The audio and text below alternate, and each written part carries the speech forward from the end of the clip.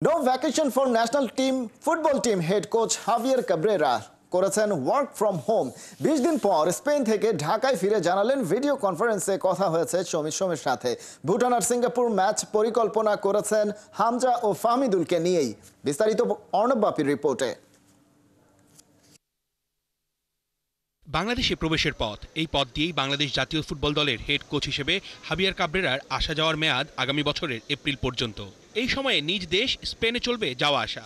গেল 20 দিন সেখানে তিনি জাতীয় দলের নেক্সট ম্যাচের পরিকল্পনা সাজাতেই ব্যস্ত ছিলেন। সবথেকে বেশি খুশির খবর শামিত সোমের ফিফার ক্লিয়ারেন্স পাওয়া। ভিডিও কনফারেন্সে নিয়মিত হয়েছে কথা। গেল কয়েক বছরে বাংলাদেশের ফুটবল উন্মাদনা কিরকম সেটা হাবিয়ার কাবরেরা বুঝেই গেছে।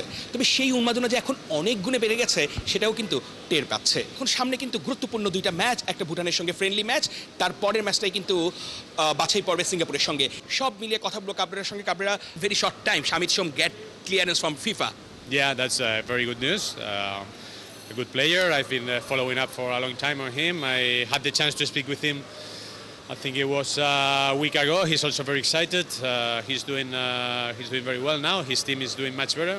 We already talked last week, explaining a little bit about the context and about the team and whatever questions he would have. And again, he's very motivated with the opportunity and excited. নিয়মিত খোঁজ রেখেছেন হামজা চৌধুরীর। সামনেই ওর চলতি সিজনের গুরুত্বপূর্ণ match. একবার দুইবার নয়, বেশ কয়েকবার কথা হয়েছে ফাহমিদুলের সাথেও। Hamza too as well. Hamza, is in a very important moment of the season. I've been in touch with him, but now he's very focused on the match on the 24th of May because it's like a final match for them to promote to the Premier League. And Fahmidul as well. Fahmidul, I was in touch several times with him on video call and WhatsApp, with all players, also with the players that are here in Bangladesh and the players that are abroad. শুধু প্রবাসী ফুটবলারদের সাথেই নয়, জাতীয় দলের বাকি coaching স্টাফদের সাথেও রেখেছেন যোগাযোগ। স্পেনে বসেই দেখতেন লিগের ম্যাচগুলো। দারুণ খুশি, দীর্ঘদিন পরে ফুটবল ফিরছে জাতীয় স্টেডিয়ামে। ভুটানের সাথে জিতে আত্মবিশ্বাসটা বাড়িয়ে নিয়ে সিঙ্গাপুরের সাথে বাংলাদেশ দল লড়বে 3 পয়েন্টের জন্য।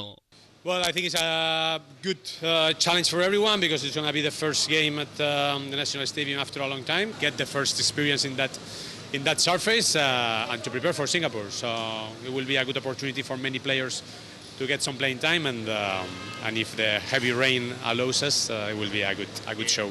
ভুটান ম্যাচকে সামনে রেখে কাবরেরার প্রাথমিক স্কোয়াডে ডাক পেতে যাচ্ছে 25 থেকে 26 জন ফুটবলার। সিঙ্গাপুর ম্যাচের আগেই কমিয়ে আনা হবে 23 সদস্যে। You know about the craziness of Bangladeshi supporters regarding next two match. How much you excited your next two assignment? I think it's very exciting, first of all, because coming back after 4 years to the huge. We expect a full house stadium and we really believe that we can get the 3 points in this match and top the group. That would be great.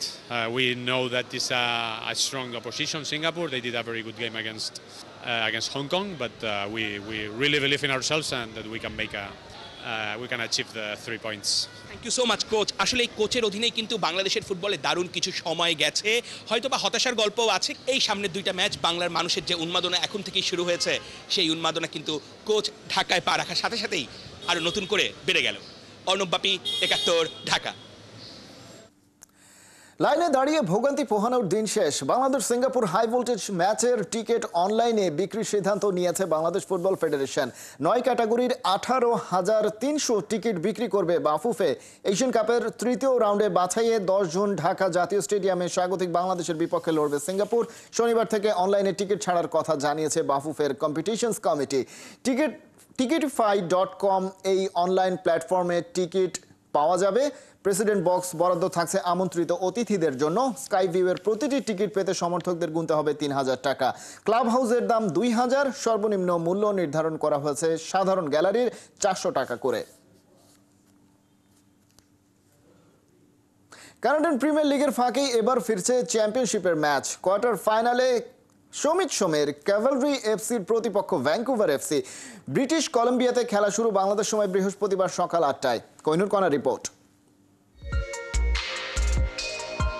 Canadian চ্যাম্পিয়নশিপের single knockout পর্ব হারলেই বাদ, এমন ম্যাচে সোমের হাতে উঠেছিল ক্যাপ্টেন্সির armband. আর সেই ম্যাচটাতে Edmonton স্কটিশকে 6 গোলে উড়িয়ে কোয়ার্টার ফাইনালে পা রাখে ক্যাভালরি। সিপিএলের ডিফেন্ডিং চ্যাম্পিয়নদের এবারে মিশন 8 টপকে সেরা 4-এ জায়গা করে নেয়া। কানাডিয়ান চ্যাম্পিয়নশিপে ক্যাপদের পেরোতে হবে ভ্যাঙ্কুভার বাধা। 2 ম্যাচ সিরিজের প্রথমটা ভ্যাঙ্কুভারের ঘরে ব্রিটিশ কলম্বিয়াতে। দুদলের হেড টু হেড পরিসংখ্যানে ফেভারিটের ট্যাগ থাকছে ক্যাভালরির গায়ে।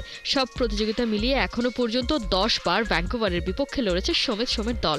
ক্যাভালরির 6 জয়ের বিপরীতে একবারও জিততে পারেনি ভ্যাঙ্কুভার। তবে এই দলটাই সিপিএলে গেল ম্যাচে আটকে দিয়েছিল ক্যাভালরিকে, সেটাও কিনা তাদেরই ঘরের মাঠে। সব প্রতিযোগিতা মিলিয়ে শেষ 5 ম্যাচে কেবল একটিতে হেরেছে ক্যাভালরি। প্রতিপক্ষের জালে 16 গোল দেওয়ার বিপরীতে হজম করেছে 4টা। বোঝাই যায় শুধু স্কোর করা নয়, ডিফেন্সেও বেশ শক্তিশালী ক্যাভরা। দুদলের শেষ 5 ম্যাচের 3টায় মীমাংসা হয়েছে পয়েন্ট ভাগাভাগিতে। ভ্যাঙ্কুভারের ঘরের 2 ম্যাচের একটিতে ক্যাভালরি 1-0 গোলে জিতলেও অন্যটা হয়েছে গোলশূন্য ড্র। সেমিফাইনালে ট্রেনে চড়তে প্রথম লেগটা দুদলের জন্যই মহা গুরুত্বপূর্ণ। প্রথম ম্যাচ যে দল জিতবে মোমেন্টাম চলে যাবে তাদের কাছে। এই রাউন্ডে থাকছে অ্যাওয়ে গোল রুল। ম্যাচ জয় তো বটেই, গোল করলে অ্যাডভান্টেজ নিয়ে পরের লেগে নামতে পারবে ক্যাভালরি। এই ম্যাচেও লাইমলাইটে থাকছেন সোম। মাঝমাঠের দখল নিয়ে ফাইনাল থার্ডেও বল পৌঁছে দেন এই মিডফিল্ডার। বছর জুড়ে আছেন দারুণ ফর্মে। সিপিএলে 6 ম্যাচ খেলে অ্যাসিস্ট করেছেন 1টা। চ্যাম্পিয়নশিপে এটা সোমের 2 নম্বর ম্যাচ। ড্র নয়, ক্যাভালরির ফোকাস শুধু ম্যাচ জয়। দলের বেস্ট ভার্সন নিয়ে ভ্যাঙ্কুভারকে হারাতে চায় ক্যাভরা। 2026 কনকাকাফ চ্যাম্পিয়নশিপে সরাসরি কোয়ালিফাই করতে যে জিততে হবে কানাডিয়ান চ্যাম্পিয়নশিপের শিরোপাটা। কোহিনুর কণা, 71।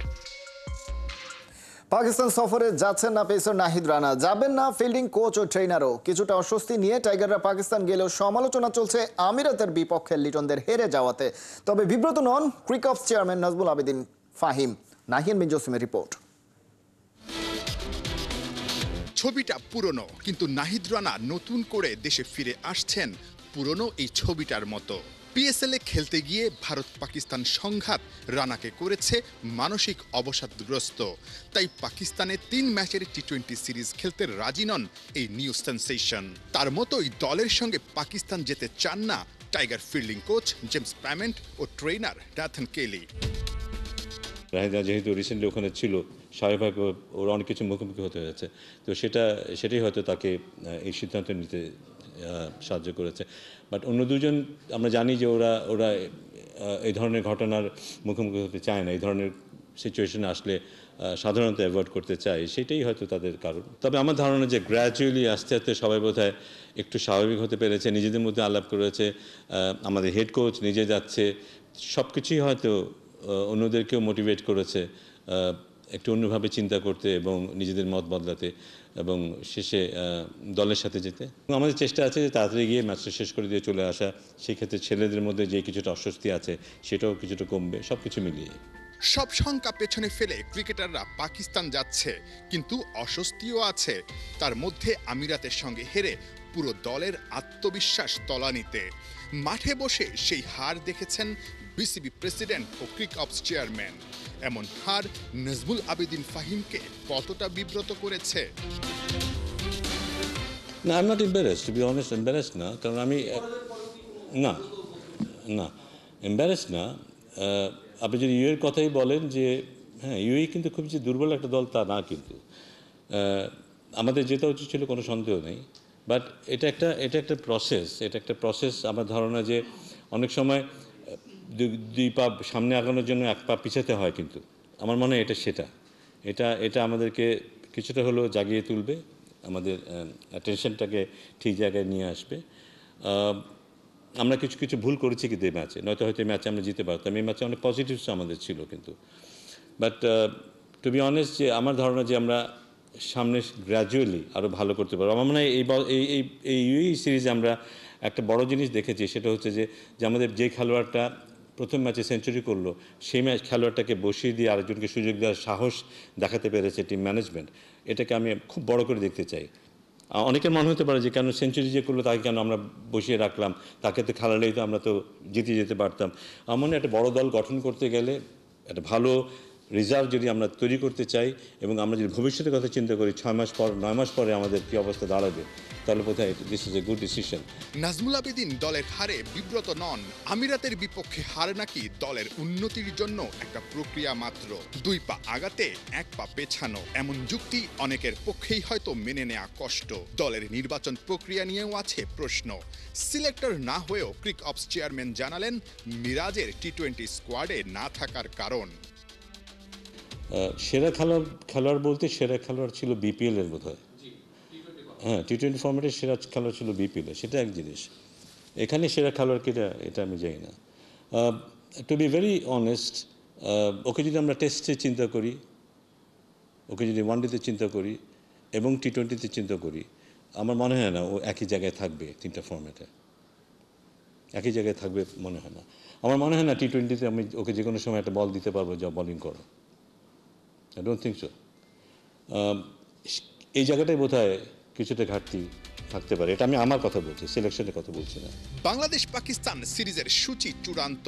5 ম্যাচের জায়গায় হবে 3 ম্যাচের টি-20 সিরিজ। খেলা 28 ও 30 মে ও 1 জুন। লাহোরে ফ্লাড লাইটের নিচে হবে সবগুলো ম্যাচ। মাহিয়ান বিন জসিম, 71। অনেক ক্রিকেটারই জাতীয় দলে আসছেন পরিণত না হয়ে। এমন অভিযোগ কিংবা কষ্টের কথাই বললেন জাতীয় দলের সিনিয়র সহকারী কোচ মোহাম্মদ সালাউদ্দিন। তার মতে মেধা আছে, কিন্তু পরিস্থিতি না বুঝে খেলতে পারাতেই হোঁচট খাচ্ছে। এইচপি ও এ দলের কার্যক্রম বিসিবি আরও মনোযোগ বাড়ানোর প্রয়োজন বলে মনে করছেন কোচ সালাউদ্দিন। সাইফুল রূপকের রিপোর্ট। আমার মনে হয় ছেলেরা বুঝতে পারছে যে আসলে তাদের আমরা আসলে এই স্টেজে আসলে আমরা থাকতে চাই না। সত্যিই কি বুঝতে পেরেছে শান্ত লিটনরা? এখনও তো দুর্বল জিম্বাবুয়ে আর আরব আমিরাতের বিপক্ষে হেরে মুখ লুকাতে হয়। মিলছে কারি কারি টাকা, মিডিয়া কাভারেজও কম নয়। নেই শুধু 22 গজে পারফরমেন্স, টেস্ট আর টি-20 র্যাঙ্কিংয়ে নয়। পছন্দের ওডিআই ফরম্যাটে এখন 10 নম্বরে। বিশ্ব ক্রিকেটে আর কত নিচে নামবে টিম বাংলাদেশ? বাংলাদেশের কি মেধার ঘাটতি, না ট্যালেন্ট আছে মাঠে, বা ওই সিচুয়েশন অনুযায়ী ক্যালকুলেটিভ ক্রিকেট খেলতে তারা ব্যর্থ হচ্ছে? কোনটাই ঘাটতি আসলে? অনেক কিছু চেঞ্জ করার দরকার আছে। আমাদের এইচপি বলেন, আমাদের ধরেন যারা টাইগারে আছে তাদেরকেও, সেখান থেকেও আসলে আমাদের অনেক কিছু চেঞ্জ করার দরকার আছে। আর এইচপিটা খুব ইম্পর্টেন্ট জায়গা। এইচপি এই জায়গাটা আসলে আর আমার মনে হয় আরও ভালোভাবে কাজ করা উচিত। কারণ অনেক জিনিস আমাদের যেটা ন্যাশনাল টিমে বলতে হইতেছে সেটা আসলে আমাদের বলা উচিত ছিল না, আমি যেটা মনে করি। আমার যেটা হ্যাঁ, এটা অনেক কিছুই আসলে আমাদের ওইটা একটা ন্যাশনাল টিমের ছেলেরা আসলে বলা উচিত না, আমি যেটা মনে করি। বাট আমাদের হয়তো বলতে হইতেছে। তার মানে হয়তো আমাদের কোথাও না কোথাও কিছু আসলে আগের থেকে হয়তো আমরা শিখে আসতেছি না, বা এটা পরে এসে শিখতে হইতেছে। সো এইখানে আমাদের আসলে এখানে সবারই হেল্প করতে হবে। যারা 19 আছে, 19 থেকে শুরু করে একেবারে আমাদের এই জায়গাটা যদি আমাদের একটা ভালো চেইন থাকে, তাহলে আমার মনে হয় এইটা যদি একটা, আমার মনে হয় যে 19, এইচপি, বাংলা টাইগার এবং ন্যাশনাল টিম, এদের মধ্যে যদি একটা ভালো সমঝোতা থাকে, আমার মনে হয় তাহলে হয়তো আমরা বুঝতে পারবো, আমরা আসলে ঠিক সঠিক জায়গায় যেতে পারবো। এছাড়া আসলে আমার মনে হয় না সবাই যদি ইন্ডিভিজুয়ালি আলাদা আলাদা কাজ করে সেখানে আসলে ভালো কিছু হওয়ার সম্ভাবনা নেই। অন্য অনেক দেশের ক্রিকেটারদের চেয়ে বেতন কিংবা ম্যাচ ফি বেশিই পাচ্ছে টাইগাররা। প্রশ্ন ওঠে, দেশের জয়ে বড় অবদান রাখা, বিশ্বমানের পারফর্মার হওয়ার সেই জেদ, চেষ্টা আর ক্ষুধা আছে কি ওদের? বেতন বাড়াতে মনে হয় আপনারা খুশি না, বা আমাদের ম্যাচ ফিজ না, আমার মনে হয় যে অনেকদিন পরে আমাদের ম্যাচ ফিজ বেড়েছে। বোর্ড হেল্প করছেন আমাদের, এটা অবশ্যই এটা অ্যাপ্রিসিয়েট করার মতো বিষয়। আর কি হলে আসলে আমরা ভালো করব জিনিসটা এরকম না। জিনিসটা আমার কাছে মনে হয় যে ভালো ক্রিকেট খেলাটা খুব ইম্পর্টেন্ট। ভালো ক্রিকেট চেষ্টা থাকাটা, দায়িত্ব নিয়ে খেলাটা খুব ইম্পর্টেন্ট। আমার মনে হয় যে আমরা যেভাবে ক্রিকেট খেলছি এটা অবশ্যই আমাদের এই দায়িত্বটা নিতে হবে যে আমরা ভালো করতে পারছি না। এখন কিভাবে ভালো করতে হবে এটা সবাই মিলে আলাপ করে বসে ওই ধরনের প্রিপারেশন প্র্যাকটিস নিয়ে আসলে করতে হবে। আমি যেটা বললাম যে আসলে সারাদিন কিন্তু মাঠে সবাই কষ্ট করছে, মেহনত করছে, বাট আপনি যদি মাঠে এক্সিকিউশনের দিক দিয়ে দেখেন এই জায়গাটাতে অনেক ঘাটতি আছে। সাইফুল রূপক, 71। আইপিএলে দিল্লির বাঁচা মরার ম্যাচে জ্বলে উঠলেন মোস্তাফিজুর রহমান। চলতি সিজনে উইকেট তুলে নেওয়ার পাশাপাশি করলেন ইকোনমিক্যাল বোলিং। পাওয়ার প্লে থেকে ডেথ ওভার সবখানেই ফিজ ছিলেন অনন্য। হাসান সজীবের রিপোর্ট। একদিকে ডু অর ডাই ম্যাচের চাপ, অন্যদিকে চড়া দামে কাঁধে বড় দায়িত্ব। অতিরিক্ত প্রেসারে ভেঙে না পড়ে উল্টো জ্বলে উঠলেন মুস্তাফিজুর রহমান। মুম্বাইয়ের ক্রাউড থামাতে সময় নিলেন মাত্র 2 বল। প্রথম ওভারেই স্বীকার করলেন বিগ ফিশ রোহিত শর্মার উইকেট। আইপিএল এর প্লে অফ খেলতে মুম্বাইকে হারাতেই হবে দিল্লিকে। এমন গুরুত্বপূর্ণ ম্যাচে একাদশে ঠাঁই পেলেন না কাপ্তান আকসার প্যাটেল। অধিনায়কের দায়িত্ব ফাফ ডু প্লেসির কাঁধে। গুরুত্বপূর্ণ ম্যাচে ফিজের কাঁধেও বড় ডিউটি। পাওয়ার প্লের তৃতীয় ওভারে টাইগার পেসারের হাতে বল তুলে দিলেন কাপ্তান। অবশ্য হতাশ করলেন না মুস্তাফিজুর রহমান। নিজের প্রথম ওভারের শুরুর বল থেকে এলো 1 রান। এর পরের বলেই করলেন কুপকাত। রোহিত শর্মাকে তুলে চলতি সিজনে করলেন উইকেট শিকারের শুরু। নতুন বলের ধারে ফিজকে মোকাবেলা করতেই হিমশিম মুম্বাই ব্যাটারদের। নিজের প্রথম ওভারে 2টা ডট বলে 1 উইকেটে 3 রান দিলেন কাটার মাস্টার। ফের পঞ্চম ওভারে বোলিংয়ে আসেন মুস্তাফিজুর রহমান। 2টা ডট বল দিলেও প্রথম ওভারের তুলনায় কিছুটা এক্সপেন্সিভ ছিল এই ওভার। 2 বাউন্ডারিতে 12 রান খরচ করেন ফিজ। এরপর 14 ও 18তম ওভারে বোলিংয়ে আসেন মুস্তাফিজ। ডেথ ওভারে ডট বলে রান আটকানোর চেষ্টা করেন তিনি, যদিও বাউন্ডারির মার খান। তবে 4 ওভার বোলিং শেষে দলের সবচাইতে বেশি ডট বল দেওয়ার রেকর্ডটা তারই দখলে। একের অধিক উইকেট না পেলেও চোখ আটকে যাবে স্কোরবোর্ডে ডট বলের দিকে। 24 বলের 10টা বলই ডট দিয়েছেন ফিজ।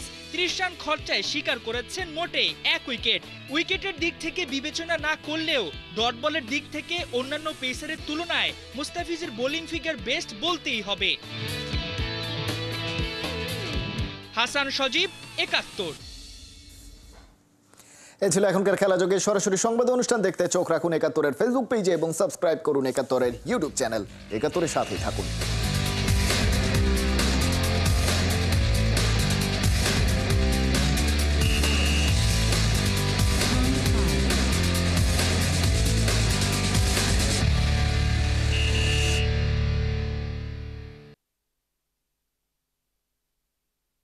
Dutch Bangla bank agent banking, শতভাগ নিরাপদ